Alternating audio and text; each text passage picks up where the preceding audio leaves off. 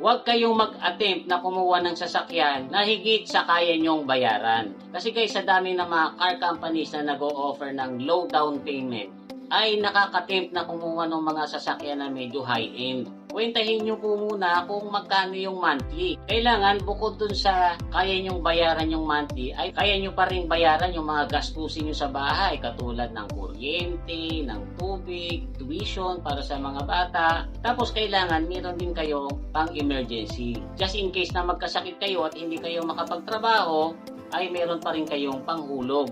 Hindi nyo naman pwedeng itahilan sa bangko na kaya kayo kinulang sa panghulog ay nagkasakit kayo. Yung mga bangko po ay wala po yung awa. Kasi hindi kayo nakabayad, babatakin po niyan yung sasakyan nyo.